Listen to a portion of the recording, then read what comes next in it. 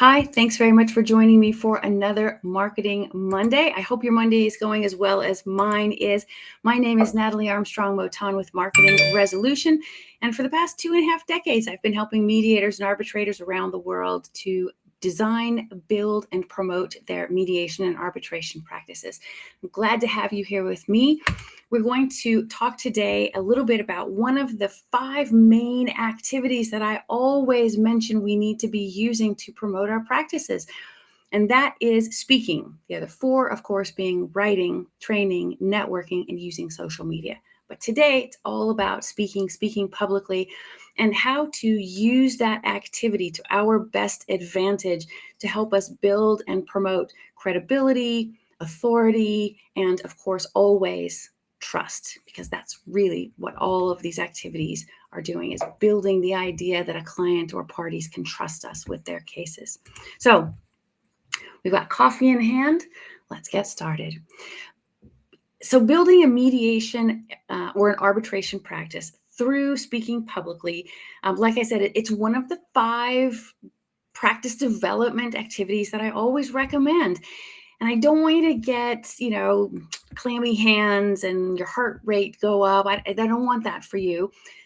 I want to explain, though, why public speaking is so powerful. So before we get into the how to become a public speaker, let's talk a little bit about why it's so important. And speaking publicly is important because as entrepreneurs, what it allows us to do is focus all of our time and energy on those individuals that have pre-qualified themselves as potential clients of ours. And the way that it works is, if, for example, I'm in a hotel ballroom on the dais behind the podium, and I give a great speech about this is what you do, this is how you do it, etc. To 95 of the 100 folks there, it will have been a great speech. They'll appreciate it, they'll clap, but then they'll excuse themselves back out into the main foyer and continue with appetizers, networking, etc. But to 5 people, perhaps, in the room, they will have heard the right message at the right time from me. They approach the podium and say, hey, I'm interested in talking to you further about your services or your ideas. So now, as a business person, I'm only spending my time and energy on those folks to whom I've said the right thing at the right time. And that's a pretty sweet spot to occupy, right? So let's talk a little bit about speaking publicly and how you can use it to build your practice. And I have lots of clients with fabulous expertise, but expertise alone doesn't always make you the thought leader in the room. It really does require, you cultivating that. It does take some effort. So you have to transfer all of that experience and empathy and information that's up here and put it out into the world. And one of the great ways to do that, obviously, is public speaking. So I looked up some stats for us, and Hinge Marketing did a study of 220 highly visible experts. And what they learned is that essentially no other technique can really boost your visibility as much as speaking engagements do. Close to 67% of the study's respondents rated it, public speaking, as being the most effective way to draw and grow an audience. And that explains why 75% of all of their respondents used speaking engagements to promote their expertise. They use it because it works, and you can too. And before you say, oh, I'm not a great public speaker, and you click off this video and say, this is not for me, if you think that all of the rest of this piece that I'm about to talk to you about, if you think that speaking publicly is, in fact, the right way for you to grow your practice, there are ways to become a good or great public speaker. And I'll suggest one of the easiest is, 1, join Toastmasters. Toastmasters can help you develop the skills necessary, the art necessary to be a really engaging public speaker, to really hone, refine, fine-tune your public speaking skills. And then, of course, it's just practice. is, right? So, but let's talk about getting out, becoming the public speaker, rubber to the road kind of stuff. And if you've ever gone around and tried to submit proposals to be the public speaker historically, you'll know it's a pretty time consumptive and can be even a frustrating activity. And I don't want that to be the situation for you. So I want to now, if you tried before and were frustrated, I now want you to reconsider going back out there. The world has changed over the last year and a half, 2 years, 2.5 years. It's changed a lot for a lot of really good ways. And I think to our great benefit as public speakers. So many conferences, seminars, networking events, they've all moved to the digital world, right? And in that way, that difference makes it a lot easier for us to promote ourselves as the credible authority, the expert, the trustworthy person on a particular practice specialty. That's really what we're looking for. The past 2 years has made a big difference, big difference. Additionally, the more traditional sort of speaking gigs have seen a big upswing on digital platforms like YouTube and podcasts. This is really good for us. So YouTube, podcasts, social media, combine those with some of the more traditional environments or digital or online conferencing. I mean, wow, what a treasure trove of opportunities. And that's what we want to take a look at all of those various opportunities. But before we can do that, there's a few sort of ground pieces that have to be laid, foundational pieces that have to be laid. And so we have to think first and foremost about what we want to present. What's the timely topic for us, for our people, for our primary, secondary, tertiary target market, or our sources of referral? What can we present on? What can we talk about? What can we use our credibility and authority and expertise for and really make it work for our folks? What can we present to them that will add value? That's really, really important. We want to have something that will hold an audience's attention. Most events are 50 to 60 minutes. If you're doing a YouTube channel or a podcast or a live on Facebook, live on LinkedIn, they can be 8, 12, 15, 20 minutes long. So you kind of have to vary how much information you're going to give. But figure out what it is that you want to talk about first. What is timely? What's hot on your mind? What's important for your folks to know? And so think about that. Really, really get that solid in your mind. And once you've got that down, then you can put together what's called a press kit. And for these purposes, it's a digital press kit.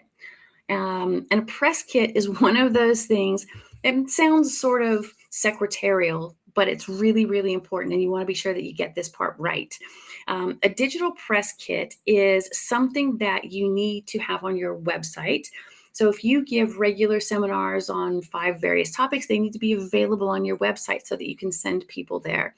If you're submitting speaker proposals, you're going to need a digital press kit on your website that gives prospective hosts of podcasts, YouTube channels, events, conferences, etc., that gives them a reason that they will appreciate you. They need a reason, they need an understandable reason about why you're the best fit, right? And so it's not really sales and marketing. It's those hardcore, this is me, this is who I am, this is what I do, this is how I do it, this is who I do it for, and your audience will benefit from this experience in these ways, right? So you take your experience column and you make it the benefit column. So once you've got a press kit idea put together, this is going to let your prospective hosts sort of, check off the boxes, make sure that you tick all of those boxes. So you want to be sure that whatever your speech is going to be about, it is in alignment with your expertise and your credentials. So it should meld nicely with your bio, resume, and CV. If you've got a demo of you speaking, these are called speaking reels. If you've got a demo of you speaking at a prior engagement, or you've done a YouTube video, or you were previously someone's guest on a podcast or YouTube, if you just sit, and turn on the Zoom and hit record, what a digital press kit should have is that reel, that speaking reel, so that people can see you, they can hear your voice, they can understand your ability to put two sentences back to back in a cogent fashion on this particular topic matter. They need that sort of proof, right? If you have testimonials about your speaking skills, or video testimonials about your speaking skills, that would be primo. That would be something you also want to include in your digital press kit. You need to have in a digital press kit, and I'm sure you know this, when you're invited to be the speaker, the organizing body, the person, the event coordinator, the podcaster, the YouTube channel host, all of those folks, what they're going to ask you for is a headshot. Doesn't have to be glamorous, doesn't have to be professional, but it should look like you at work the way you look today. So you want to have a headshot, and then you need to have short form bios. And each event, each podcaster, each channel sort of has a preference for length. And so you might want to have one short form bio that is 50 words, one is 100 words, one is 150 words, one is 500 words, so that you can meet their needs, whatever their specifications are. And then you need to have all of your contact information. And so on this one sheet, you'll have your headshot, your bio, your resume, CV, the topic, the content, your expertise, and why that allows you to give listeners, viewers, participants, event goers, attendees, something actionable, something good, something of benefit to them. So you need to have these sort of one sheets. Then once you've got your press kit, your digital press kit, where are my lips today? Your digital press kit ready to go, and it's up on your website. Then when you approach someone to be the public speaker, you can just write your email, write your letter of introduction, say hello, and send them the URL link to that page. And it's all right there. Nice, tidy, clean, gorgeous. All right. So now how do you find those people to send your digital press kit to? You make a list. You sit down and you identify your primary, secondary, or even tertiary target markets, your sources of referral. Make a list of those folks.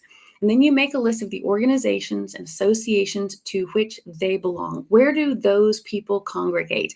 Is it bar associations? Is it trade organizations? Is it inside corporations? Is it inside firms? Where do they go? Maybe it's, the coffee clutch at the local hair salon. Wherever your people go, make a list and note in a spreadsheet, on sticky notes, however you want, where to find those folks, right? And then I think, you can do a quick search for YouTube channels, add that into your list, make a quick search of podcasts for those people, add that to your list, and then you just reach out to them. And I'll tell you, the big secret to success here is the ask. It's not, when you're just starting out, it's not going to be that often that someone says, hey, can you talk to my group? Hey, can you speak at my conference? Hey, can you? They first have to have had an introduction to you. They have to have seen you in action, so to speak. And that's what your digital press kit does with the video reel, or the reel that we were talking about. So you make the list, and then you ask. You have to reach out. You have to ask them for the opportunity. You can call them up, you can email them, you can explain that you specialize in this subject matter and that you'd love to speak to the organization or the employees or the members, what have you. And this is the benefit that your speech can provide those folks. So you just have to ask. You can ask for more information. You can ask if they even use speakers. You can ask if they're looking for guests. You can ask how you submit a proposal to be a presenter at the conference, but you do just have to ask.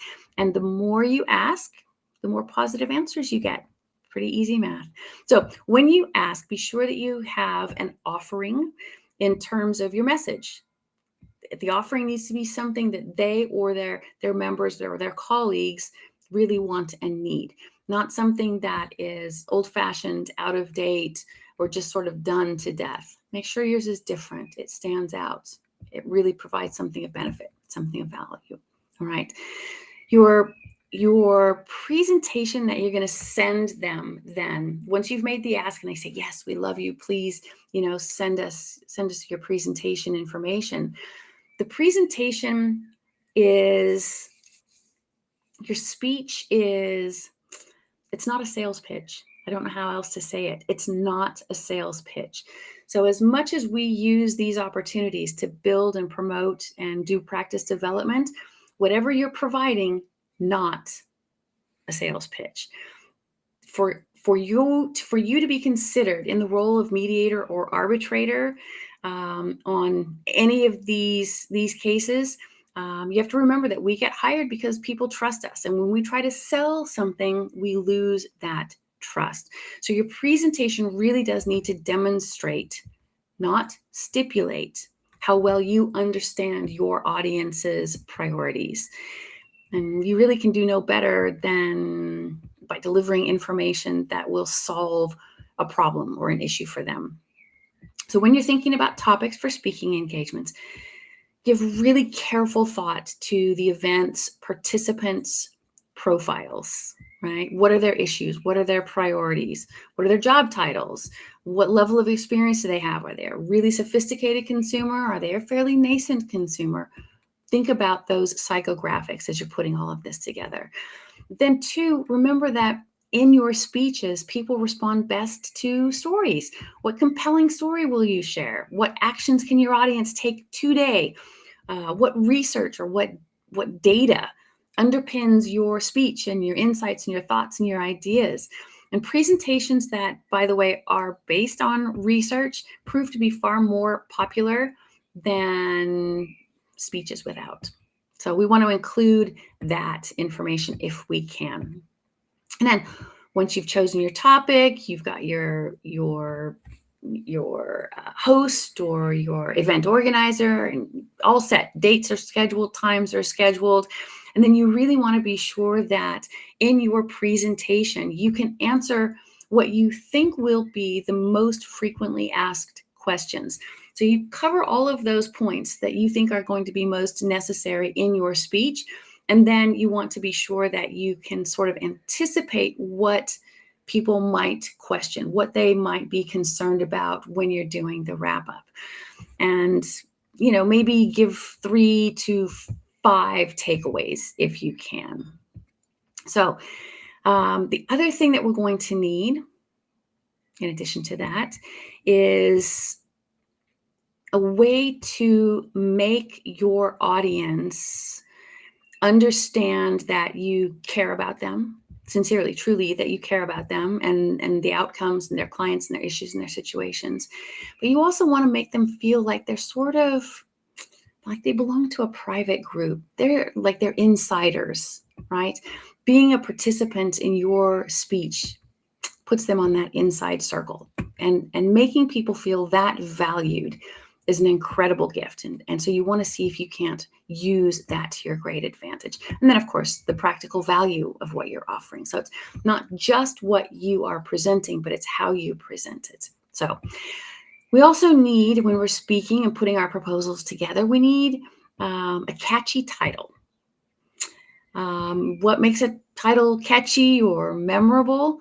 I guess it's a title that represents who will be interested in your presentation and gives an indication of the practical value that you can provide. And if you start with that kind of framework, in mind, then I think you'll be able to come up with creative methods to express a title. There are apps. You can just do a Google search for headline writing apps, and you can just put your speech title idea into one of those headline creators or headline converters, headline optimizing apps, and get a little bit of help creating a catchy title. You don't want to go too risque. You don't want to be too provocative, But you also don't want to just say some ways to be better, a speech by Natalie. That's just not enough, right? So it needs to be closer to the middle along that paradigm. All right. You want to highlight, maybe in your title, highlight if it's a new idea, if it's a new point of view, or if it's a new case study, or if it's new case law, if it's research-based insights and a paper's just been published, then you want to be the person that puts out that information. You want to be, you don't want to be at the front of the audience. Show that you are in the know, that you are current with the times, that you're on top of this, and then share that information with the people in your audience or on your show or on your YouTube channel. And then again, like I said a minute ago, you need some takeaways, 3, maybe 5 points that demonstrate the practical benefit of all of the things that you're talking about in your speech, because the sooner your audience can put these learning points that you're going to give them into practice, the more likely they are to remember your presentation, your speech. They follow you on social media, they find you on social media, they sign up for your newsletter, and they ask you to help them with cases as the mediator or the arbitrator. So I just want to reinforce that, giving a great speech, giving a great talk, being a great guest can really be some of the best marketing that we have available to us as resolutionists. Give a great talk, give a great seminar, be available to answer the question, who else has heard you speak? What do they say about you? If you've got testimonials, great. If you've got proof of performance, great. Show them videos, show them testimonials, but show the proof that, you really can give a good speech, because it is amazingly powerful at building a resolution practice. So those are sort of the key things that I wanted to talk about today. I see Manuel in the chat. Hi, Manuel. Thanks for joining me. Abhishek. Oh, hi. How are you? I'm glad that you find these programs informative. I will absolutely keep going with them. And Manuel says, I should do a podcast on how to set up a relevant website. Thank you. I will put that on the list of things to talk about. And then I think that's it for the chat. If you have an idea like Manuel for an upcoming program, be sure that you let me know. I am absolutely thrilled when you tell me what you need for me to provide in terms of content. So send me a comment, send me an email, let me know what you want me to talk about in another upcoming Marketing Monday, because I'm here for you every Monday, 8 a.m. Pacific, 11 a.m. Eastern, and I'm happy to chat about those things that you find most important, most relevant. So that's it for me, Natalie Armstrong-Motin with Marketing Resolution. Enjoy your morning cup of joe. Take care. Be good humans. I'll talk to you soon.